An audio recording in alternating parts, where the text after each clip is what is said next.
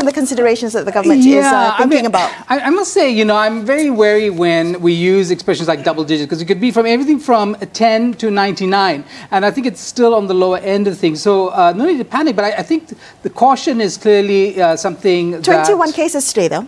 Okay, but still, it's still on the lower end of the double-digit range. And I think it's also important to note that it is a disease. It's not gone away. We don't have a vaccine. And of course, numbers of positives are going to go up and down, as you've seen. It's not going to simply go away.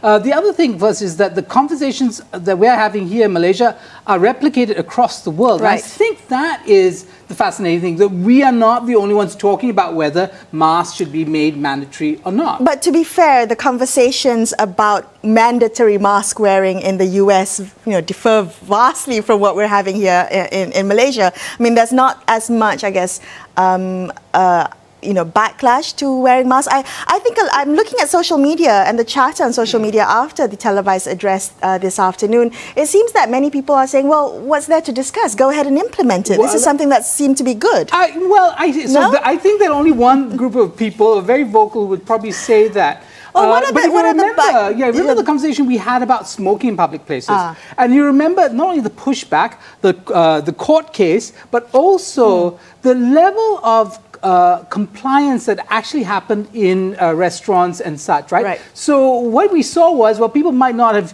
taken arms, and you don't have the kind of rhetoric that you might have in, say, in an American context, where the sense of self-possession and the sovereignty of the individual is very strong. And yet you don't have compliance. And not only that, the restaurants can't enforce it because for fear that they will offend their customers. I think that's a very good point. Who enforces this? That's something that the government will have to consider. The other thing I thought about when you know, hearing this mooted by the Prime Minister was, is cost a consideration? How do you enforce that? Are you going to make masks readily available for everyone? And whether, you know, this might spill over to not just public spaces but private spaces. So do you wear a mask as you walk on a pedestrian sidewalk and then take it off as you enter into a restaurant or an eatery and the like? So I would be the opposite, right? You'd be free to not wear it in a public but open space, and then in enclosed spaces you'd be forced to wear. The British government has decided to enforce masks for people, customers going into eateries and such. But let's come back to the very interesting premise that, you know, of the conversation, which is, in what societies would this be a difficult sell, right? And there's some societies, clearly, Melissa, and we know this, you know, Japanese societies, Northeast Asian societies, where this is a long-term practice. So you have a cold, you cover up, you know, you protect others. Right. And so maybe not such a big issue in those countries, but in other countries where this is not a practice, it's a much harder sell. I completely agree. I also want to point out, you know, Dr. Nur Hisham, DG of Health, he pointed out that, you know, rather than just pulling your mask down, I think, you know, mandatory masks is one thing, wearing the masks correctly is another. So stop pulling the mask down and putting it under your chin. Either wear it properly or remove it completely. Well, Melissa, you know, I must say, I'm kind of partly guilty of this. Right, but I think it's really interesting, because I was on the MRT today and noticed that there's still people who don't know they have to cover their noses, or people who think they have to take their mask off when texting. And I wonder about that. Like, is it, I mean, apart from that, you know, moment of facial recognition that your phone needs to make, do you really need to keep your mask down while you're texting? So now we've added more complexity to this, and I think it's something to do with the lack of science education or a scientific outlook in our country. People really don't understand the science of it. They don't understand the rationale for having the mask. You know, so it's like, okay, I wear a mask, but I don't know really why I'm doing it. So when you to protect others, not your. That's right. That's one thing, but it's also just the mechanics of what's happening. Who would have thought that your neck would be the place where you might actually be exposed, and therefore there might be viruses. When you pull it down, you're actually picking up potentially viruses, and when putting it back on your face, you endanger yourself. So the WHO has said that face masks are a key component of the non-pharmaceutical arsenal that we have to combat COVID-19. Perhaps some of the things that the government will consider in creating guidelines for mandatory mask wearing in public spaces. All right, let's do a quick follow-up with the story that we discussed last week. Sharaad, now the government now says that it will introduce a new program to replace the National Service Training Program and the National Civics Bureau, or more commonly known as BTN. That's Biro Tata Negara. Now, the structure and the syllabus for this program is still currently being finalized and is said will be tabled to Cabinet soon. But if I may quote the Minister, Muhammad Rizwan Yusof, who is the Minister in the Prime Minister's Department in charge of special functions, he said, quote, "This new program is more towards inculcating patriotism and creating a united nation," end quote. So I'm wondering whether this is truly the way to create a united nation. Sharaad, what do you think? Well, I mean, you can get very historical and think about it. I mean, all nations need to be created and recreated, as it were, continually, right? It's a process. The question is what divides us, what brings us together is a complex one, and I think kind of contingent. So will a course bring people together in some sort of way? I'm not sure. I think what we need to do is look back, Melissa, at the previous iteration of these programs. Right. And ask ourselves, was there proper postmortem? What was achieved? I understand there were some studies that suggested some level of solidarity that was developed by those who were actually at these programs. But it's very unlike Singapore or South Korea, where the National Service Program actually is deeply integrated into their military structure. So male citizens in Singapore and South Korea between the ages of 18 to 35, they have to perform 2 years of compulsory military service. As you said, they're integrated into the paramilitary service. One of the things whether we want to think about, if we were to model, after other countries, whether this is something that's just for males, I mean, having this kind of compulsory system that's just for males, excluding half the population, what does that do for camaraderie? Yeah, well, male camaraderie in Singapore for sure. I mean, but, Melissa, there is this other thing, right? And that's got to do with, I mean, who's really going to benefit from this? The last program was, I think the target cost would be something around R500 million. Right. And they sort of achieved that and perhaps exceeded that, depending on the year. If you look at some of the numbers out there, between 500 and 600 million ringgit annually was spent. The question is, are we getting bang for our buck?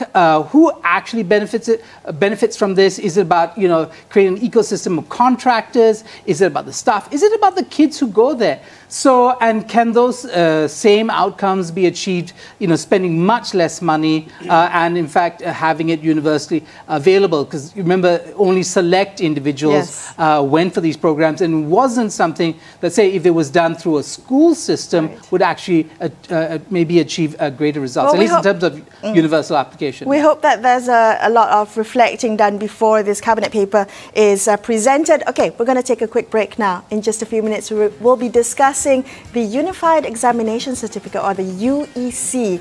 The Chief of the Taskforce on the UEC will be joining us in the studio, so stay tuned to consider this.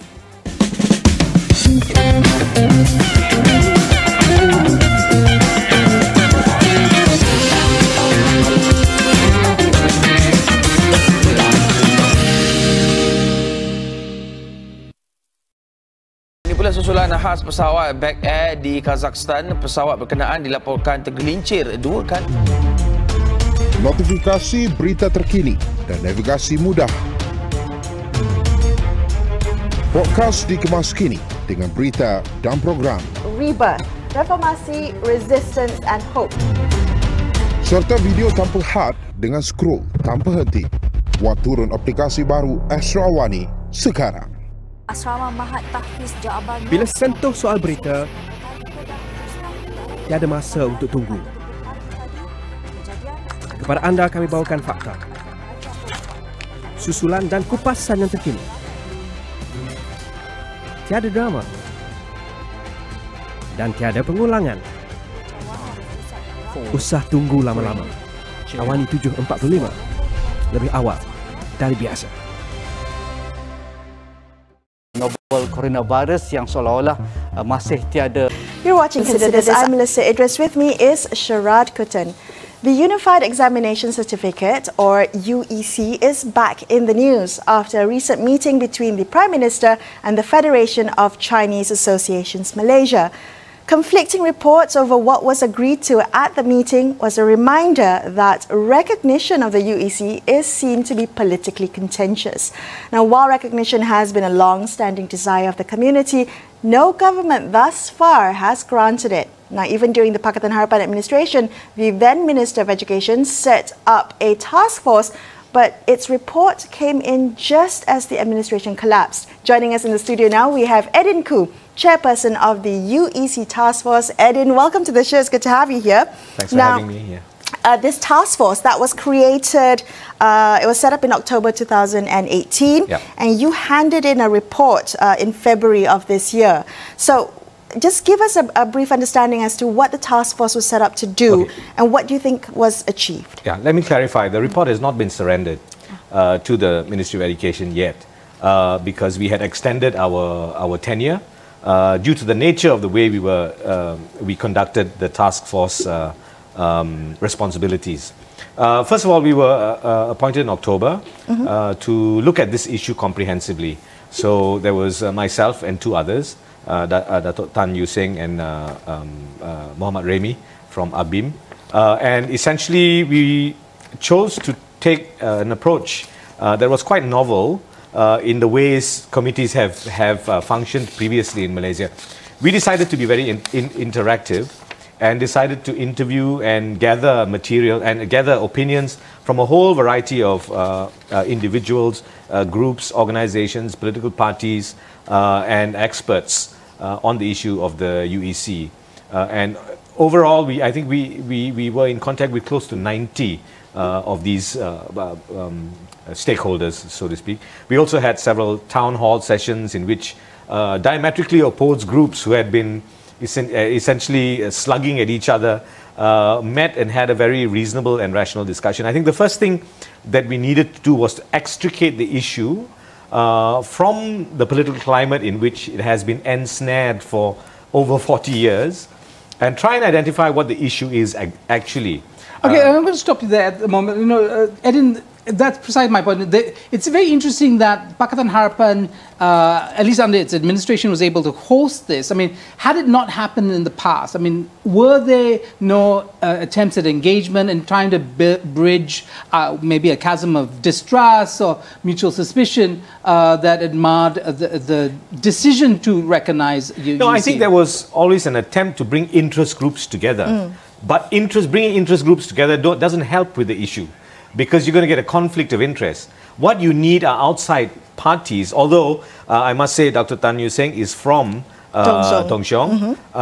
You know, but for me, it is to have a really independent approach to identifying what the salient issues of this matter is. Okay, so you said you wanted to extricate the issue from the political climate. You want to identify what the real issues were.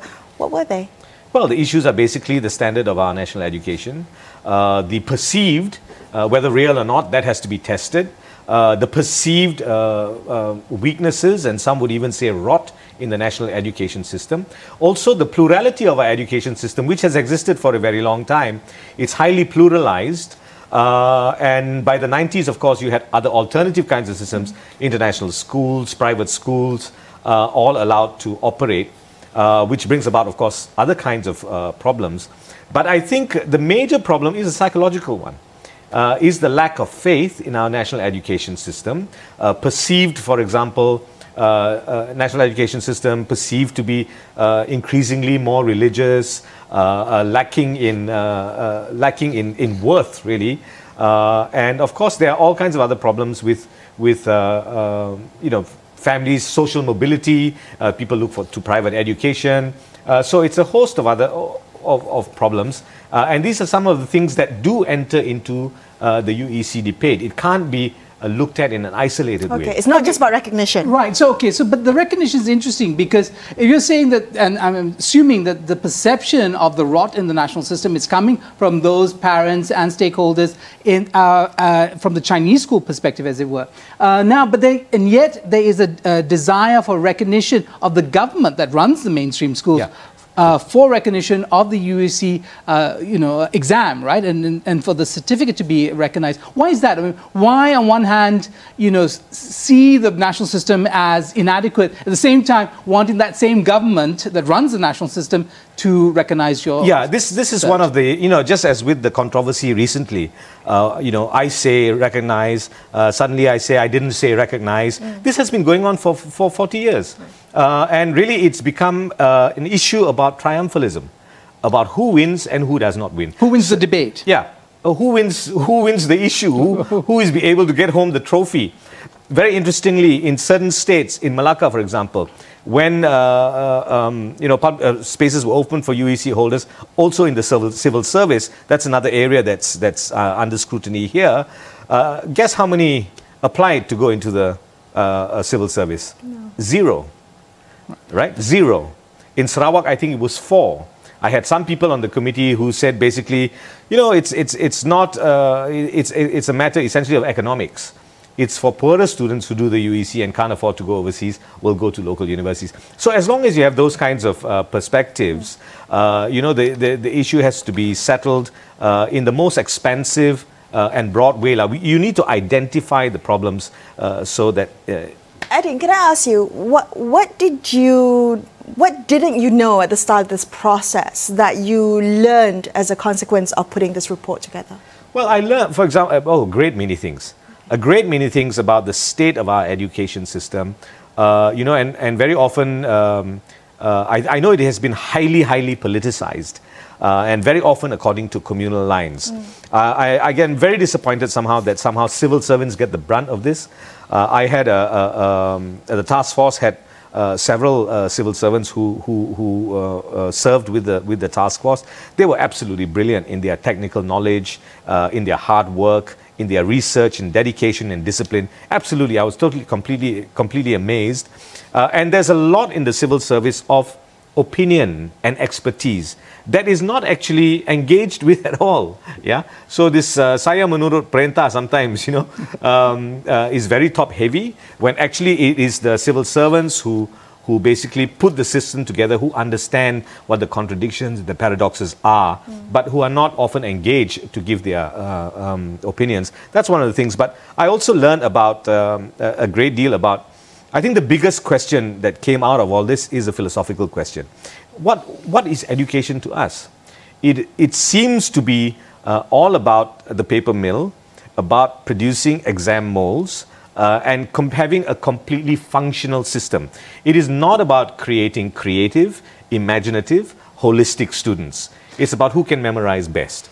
I wonder if I have time to just quick question. Masli Malik put this together. What was the end game for him? Did he want to be able to make a decision, yes or no, to recognition? Well, the term recognition itself is problematic, and that's one of the things the committee looks at. But I think the point was basically to have a very comprehensive view about what this issue actually was, what its ramifications were to the entire national education system, and then what kind of sensible solution we can find to this issue. Very fascinating things. We're going to take a quick break, but let's continue our discussion with Eddin about the UEC and the Malaysian education system. Stay tuned to consider this.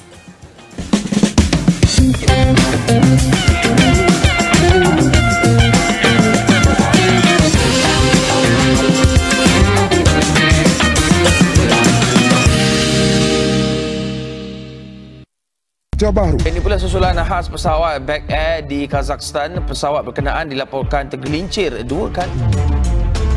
Notifikasi berita terkini dan navigasi mudah. Podcast dikemas kini dengan berita dan program Rebirth, Reformasi, Resistance and Hope. Serta video tanpa had dengan scroll tanpa henti. Buat turun aplikasi baru Astro AWANI sekarang. Asrama Mahat Tahfiz Jawaban. Bila sentuh soal berita, tiada masa untuk tunggu. Kepada anda kami bawakan fakta, susulan dan kupasan yang terkini. Tiada drama dan tiada pengulangan. Usah tunggu lama-lama. AWANI 745 lebih awal dari biasa. Novel coronavirus yang seolah-olah masih tiada vaksin. Elakkan pergi ke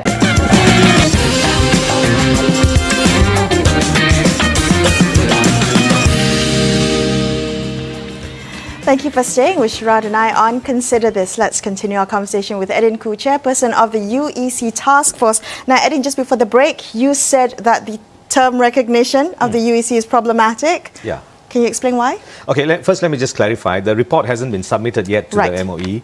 We had Mazli who resigned. We waited for next education minister, and next we knew that government wasn't in power anymore. Then there was a worldwide pandemic. So we're waiting for the right time now to bring it to the minister. Small to the minister. Yes. Yeah, I mean, you know, these are some of the technical and administrative things we had to look at. These are actually very separate systems, right? Conducted in entire different languages, for example. You know, if these systems were actually in conversation, there'd be lots to exchange that could benefit both systems. But essentially, how do you recognize a system that is counter to your own? You could accept them, you could permit entrance, but recognition is a whole other issue altogether. It means allowing separate systems to operate on the same level, right? Which is administratively would be a complete headache. Right. Some of the defenders of the UEC examination and proponents of recognition say that, well, many universities around the world recognize the UEC as, you know, as a marker of the standard of, education that the Chinese schools, the private Chinese schools provide. What would you say to that kind of argument? Now, let me push that aside. That essentially is a bit of a red herring. First of all, most UEC students have to go through some kind of conditional process. It's not an unconditional entrance into universities in the UK and the US and Australia and whatever not, and Singapore even. Some have very, very interesting conditions. For example, UEC graduates can study certain subjects but not other subjects due to the background of this particular kind of system. This issue of standards is one that can be seriously debated. Yeah? What do you mean by standards? That you get 21 distinctions, but you cannot articulate a single thought when you are asked to present certain things? Exam muggers, are they the standards by which we accept brilliance and genius? I don't think so. I think these are the questions that need to be raised. So the UEC issue has given us an opportunity through this report. It's a very comprehensive report. It's a report that goes through and reviews all the previous reports from the Barnes report, Razak report, Fenwu report, right up to present day. It looks at our national philosophy. It looks at strengthening ways to strengthen the national education system while we address the UEC thing, UEC issue. It attempts to grapple with the brain drain from national education system to private schools, to public schools and so on. So very, very comprehensive. It's over 10,000 words long. Will we see it? Will it see the light of day? Okay, one of the conditions that or requests rather, when I took the appointment as the chairperson of the task force, was to tell Minister Mazli, who was, by the way, a very supportive, open-minded and broad-minded minister, that we would very much want the report to be made public. Because from the very outset, we not only have this actual report, which is over 10,000 words long, we have transcripts of every single interview that was done with stakeholders, whether they opposed, and these were very, very good discussions. One of the best discussions I actually had, not just on the UEC, but on the national education system and things, was with the group ISMA, who are sometimes thought to be, extremely... but there were also some very interesting discoveries. I think many things about our national life are fairly secure. Right. Nobody in the course of this denied the rights of Chinese, for example, to citizenship. So those things are, it's just a matter of this system. Can I ask you, what was the value of having this kind of independent task force look at this issue, which has been highly politicized, highly racialized? What was that value of having three people from, from the outside looking in to take a look at this, at this issue? The easiest thing to answer. It injects an element of reason, which has been, this issue has been devoid of the element of reason, and there's been a lot of chest thumping and a lot of communal heroism from each side about this issue. Now, both sides have very, very credible questions to ask. Questions about the national language, for example, as a medium of instruction are very important to ask. But then we also address issues about problems with the national language at the moment, how it's constructed, how it's structured. We raise those issues too. People don't sometimes have faith in the national language as a medium of instruction because you keep changing its structure all the time. So there are all these issues to be raised and we have to look at how every single one of those things has an effect. One of the most interesting discoveries I found in this is that it's not so much a communal issue that is a problem to our education system. It's a problem of class. It's about how, through social mobility, which is a very good thing, of course, after a certain, you arrive at a certain income, you feel that your children need private education. And of course, in private education facilities, all the communal aspects are gone, so everybody gets along because they all speak in English, they have a certain middle-class bourgeois life. But of course, the differences between the gap between the well-to-do and the not-so-well-to-do, and your social realities then become incredibly transformed through this experience. Eddin, this coming back to the UEC and the question of recognition, right, which is the kind would be a statement that would be made by the government of the day. Do you think any government, and whatever the configuration might be, would have the political will and the strength to push through a recognition? Considering the kind of pushback is already scripted, we know what the pushback is going to be. Anybody likely, and as we look at the future of this country in terms of political stability, is it possible? Well, first of all, you do not need to use the term recognition. You can use some other kind of term. We have foreign students, for example. They come from a different system. They come from a different system. They are encouraged to enter our universities because it makes our universities more competitive. So when you look at a UEC student, you look at a UEC student as coming from a different system, but still being a Malaysian national. So it can be resolved just by an issue of the fees that you pay. You don't pay international fees, you pay local fees, but you are given the same. One of the things that I suggested very strongly to everyone I spoke to, at the moment, UEC students who want to enter as, they do what is called a double tracking exam system, right? So they do the UEC and they do the SPM, so they have choice. I'm trying to come up with, there are two conditions that are very crucial. A credit in Bahasa Malaysia, right? And rather than do the whole SPM, I had voiced out that perhaps we do a very good entrance exam to replace the 7 subjects that they do, or 8 subjects that they do, with one entrance exam, comparable to the entrance exam they have to do at NUS or Cambridge to enter our local university. Have you had any conversations with the current Education Minister? I am hoping to see him. We have to go through a few processes. As I said, Minister resigned, government fell, new government, world pandemic. So now I'm going to request, there are several processes. I need to meet with my committee again, and then we have to ask to see the minister. And when I see 2 ministers now, Higher Education and Ministry of Education. Right, so processes to go through. Eddin, thank you so much for being on the show. Thank you very much. Very enlightening, all the things that you've shared with us tonight. That's all the time we have on this episode of Consider This. I'm Melisa Idris. And I'm Sharaad Kuttan, signing off for the evening. Thank you so much for watching, folks. Good night. Thank you.